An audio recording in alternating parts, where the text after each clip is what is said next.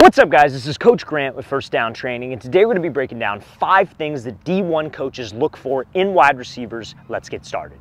Now, before we get into this video, fellas, we are traveling out to 8 more states across the U.S. for 2-day-long QB and wide receiver training camps. So if you guys are local to Honolulu, Hawaii, Boston, Massachusetts, Cleveland, Ohio, Austin, Texas, Newark, New Jersey, Seattle, Washington, Denver, Colorado, or Los Angeles, California, we are going to be hosting a 2-day-long camp in your city. So check out that very first link in the description below if you would like some more information, how you guys can sign up and be a part of one of our camps. All of our camps are going to sell out. Our Boston and Honolulu camp are completely sold out, so we hope we can see you guys there. Again, very first link below. Let's get back to this video. All right, guys, so how this video is going to go is I'm going to talk about some things that Division I coaches will look for in wide receivers, and then I'm going to be giving you guys some things that you can do to work on those aspects of your game if you do not already have that. So first things first, and this is something that goes for every single college coach, whether they're at the NAIA level, JUCO level, or the Division I level. As a wide receiver, you need to have some speed. So if you're not fast, it is going to be very, very tough to compete against the fastest players on the field. And at the Division I level,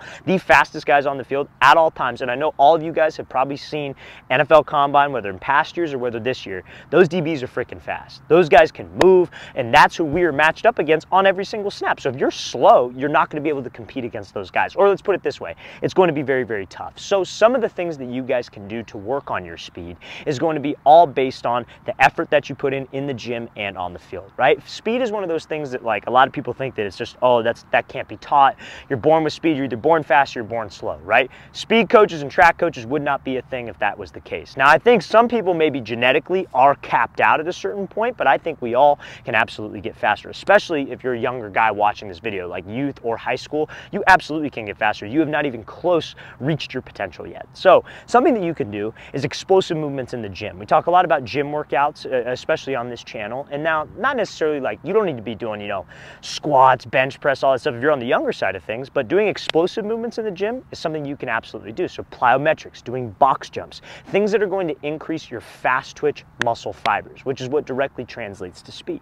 So honestly, like in the gym, if you're doing, like, let's say you're a high school guy, for example, and you're lifting more, doing exercises like power cleans, snatch with a dumbbell, box jumps, any type of broad jump, all of those things that are explosive movements that seem pointless because you don't see results physically will actually translate to on-field speed. So that's one thing. Number 2, another thing that you could do is get on the field and do some resistance work. So running with the sled, running uphill, running with the parachute, all of those things will help you get faster. Now, I say that, and a lot of guys will do that, but they have incorrect running form. So I highly, highly recommend that. Like, a lot of you guys are probably faced with the dilemma of, should I run track or should I lift with my team in the off season? And maybe you guys have already been faced with that dilemma. Maybe you guys made a decision already, but sometimes running track may not be the best thing for you because your track coach might not know a dang thing about running. I would recommend, honestly, a speed coach who knows what he is doing, and that will actually help you more than track, because sometimes track is just running laps, and running laps is not going to help you get faster. It'll get your cardio right, but it's not going to get you faster. So speed coach, running with resistance, explosive movements in the gym, and last but not least, honestly, fellas, stretching. I honestly, like, not enough athletes stretch, and that was the single thing that I did that made a huge jump in my speed. So I was sitting there, I was like a sophomore, wanted to get recruited, right? And I'm running like a 4.8. I'm like, dude, that is not a good 40 time in the situation that I was in with my type of height too, because I'm not a big guy. So I needed speed. And so 4.8 is awful when you need speed, right? Like, I get it. If you're tall and you're running a 4.8, okay, maybe. I don't mean to degrade anybody with that, but for my standards, I need to be running a 4.5, 4.6. And I was doing everything. Speed coach, working out with Olympians. And I had one Olympic coach tell me, hey, how often do you stretch? And I said, I don't stretch. And he said, you should stretch 30 minutes when you wake up and before you go to bed to loosen your hips. And my time, not even exaggerating, went from 4.8 to 4.5, like 4.59, like high 4.5s. I was never quite like a low 4.5s guy, but I thought that was pretty good for me. I was pretty stoked to be able to have that time. And that honestly is what stands out on film. The 40 is one of the most over-exaggerated things in the history of football, but game film speed is something that they cannot replace. And I knew I was fast in a game, and it was just solely because I loosened up my hips, I was able to stride out. So if you guys want like a stretch routine that you guys can do, post that in the comments. I'll send you a free one that you can use, but stretching is super important to develop that speed.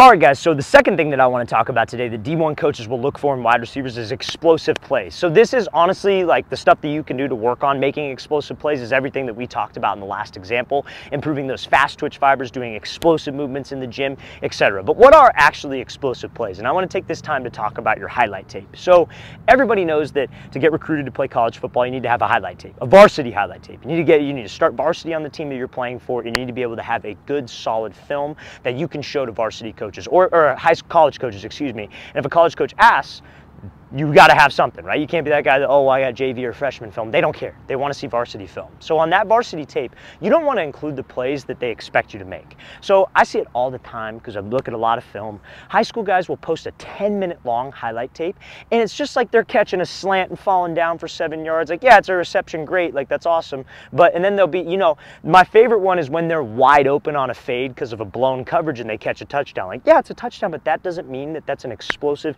Division I football level play. And a lot of people will say I'm wrong on that, but that's honestly, like, if I'm a Division I coach, I don't want a guy who could catch a pass who's wide open. Like, think about the receiver position. Think about how many high schools there are across the country. There's 4 of you on that specific team that start at least, not even counting the guys who alternate in. That's a lot of receivers. And honestly, I'm pretty confident that if you're a starting receiver, you could catch a wide open fade ball. So you need to include explosive plays on your film. Broken tackles. You catch a slant, you turn up, you go 80 yards for a TD. That's a freaking play. And you don't need a whole long 10-minute long highlight tape. You need a highlight tape that's maybe 1 to 2 minutes, because that's all a college coach is going to watch, and it needs to have explosive plays on it. So breaking tackles, yards after the catch, making somebody miss, running an explosive route. And all of those things can be done by working on your route running, your cuts, your explosiveness in the gym, etc. But those are the plays you need to include on your tape. And if your tape is 45 seconds, but it is 45 seconds of insane plays, that is better for recruiting purposes than a 10-minute long highlight tape that is just routine plays. And then the same play shown twice from 2 different angles. A lot of people do that as well. So make sure you're not that guy. That's another thing that college coaches will look for. All right, guys, so another thing that college coaches will look for in wide receivers, and this is something that you could showcase on your film like we talked about, is the ability to make tough catches. So I'm not talking about the wide open slant over the middle. I'm talking about you got a head top fade, your diving catch, jump ball, one-handed catch. All of those things will stand out because that is something that a college coach does not expect of you, or even a high school coach expects of you. So when it comes down to catching, a lot of the times those big plays, like people are always asking for tips like, hey, how can I get better at catching in traffic, catching while getting hit? And the number one thing for every single catch is going to be your eyes. You have to have great hand-eye coordination. You have to be able to look that ball all the way in and tune out all distractions, right? So if you can look that ball all the way in every single time and tune out the distractions, that's going to make you way more consistent in any pass scenario. So something that you can do is, this is something I highly recommend. What I have here on this football is the 4 quadrants in the ball. You can probably see it here. I numbered them 1, 2, 3, and 4. That forces you, when you guys are playing catch with the quarterback, working out on your own, when that ball is thrown to you, you have to call out a number that you see. So if you see a 1, you got to call out 1. If you see 3, you call out 3. But it holds you accountable because you have to verbally call it out to look that ball all the way in. And that's the only way you get better, fellas. Everybody is always searching for the magic pill, the magic formula, the magic drill that's going to take you to that next level. Fellas, it's doing the boring stuff, if I'm being completely honest with you, when it comes to your hands. Like, yeah, you need strong grip. You can do solo tennis ball drills. You can get creative. I get it, because sometimes it's get boring and get too easy. But doing the boring stuff over and over again, looking the ball in, calling out the number, is how you get better and how you make yourself more consistent, because you should never forget about the basics, right? There's stories of all the time of, like, Kobe Bryant, one of the best of all time, right? Basketball players. He started off every single training session with the basics, chest pass, dribble, whatever it is. And you talk to his trainers, that's what they will say. And that's how you guys should approach the game, because those fundamentals will build into those bigger concepts and make it look easy for you, and you could stand out to a D1 coach.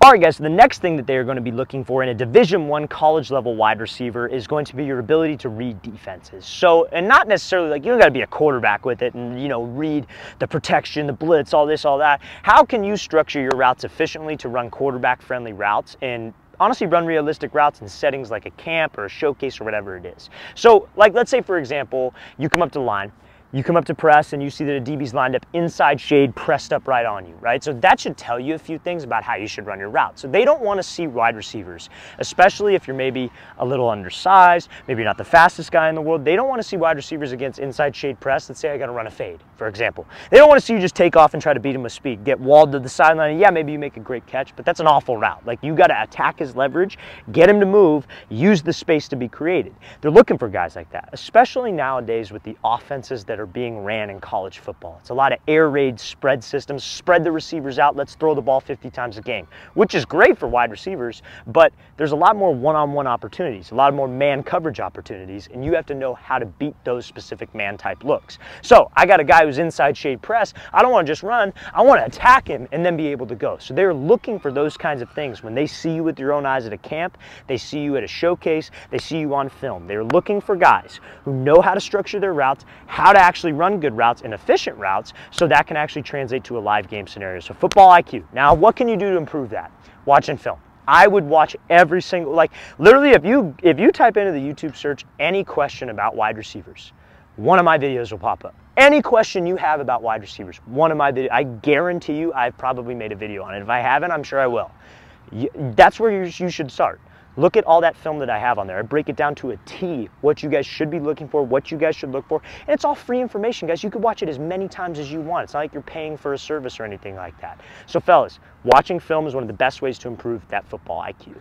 All right, guys, so the last thing that I want to talk about for a Division I wide receiver is going to be your size. So I would be doing you guys a disservice if I didn't talk about this in the video, because, you know, there's a lot of information on there about how tall you need to be, how much weight you need to have, etc. And I'm going to honestly just give you the God's honest truth on this, okay? So now, first things first, you can't control your height, so you're better off not worrying about it. If you're sitting there worried, well, you know, coach, I might not be tall enough to be able to play at the Division I level, you know, they're gonna think I'm too short. You hear all these stories, you know, and at the end of the day, dude, if you can play, you can freaking play. That's the end of the day. So if you're short, like, your mindset shouldn't be, oh, I'm short, I'm done, like, I'm not gonna be able to play D1, like, I'm not gonna play college. And again, some people's goal might not be to play D1. Some people's goal might just be to get their school paid for. And that's honestly what I think your goal should be. Some guys are obviously Division I guys, but at the end of the day, you want your school paid for. Or if you just want to take football as far as you possibly can, whatever the situation might be. But a lot of guys get so frustrated with the height thing, you can't control it, so why not worry about it? How about we think the opposite way? How about we think positively, like, okay, yeah, I'm short, but I'm gonna show them I'm the best freaking receiver in the state, and that's how I'm going to get recruited, by just my film and the stuff that I can control, right? Which is your speed, your route running, your football IQ, your hands. All those things that I mentioned before this, you 100% can control, except your height. Can't control your height, so why even bother worrying about it? If the height is the sole reason why you're not going to play college football, and it's nothing else, like, let's say you're the best receiver in the world, like, you're better than every single NFL wide receiver, but you're short, they're probably still going to take you if you're that guy, right? If you're really that guy. But a lot of people aren't that guy, and they use the height as an excuse. You got to make sure, don't worry about the height. Now, weight.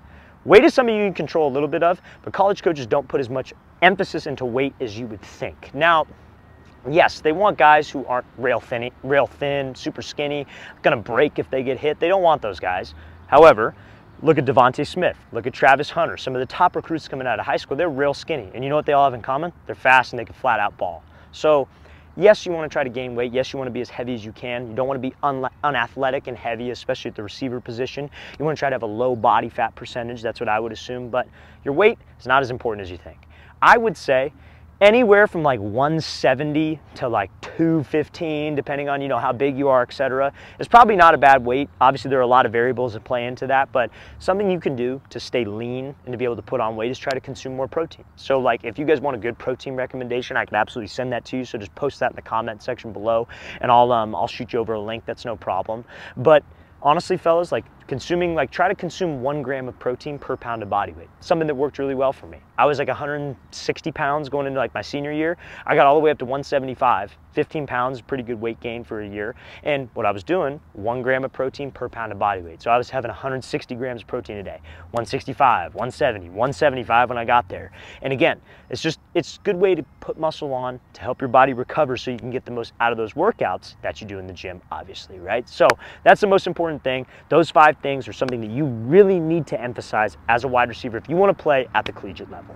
All right, guys, I really want to thank you for watching. I really appreciate it. If you have any questions at all, don't hesitate to leave those in the comment section below. We always appreciate the feedback. It's always great to hear from you guys. And again, if you would like to train with us in 8 different states this off season, check out that very first link in the description below. We'd love to have you out to one of our off-season camps. Again, very first link below. I'll see you guys next time.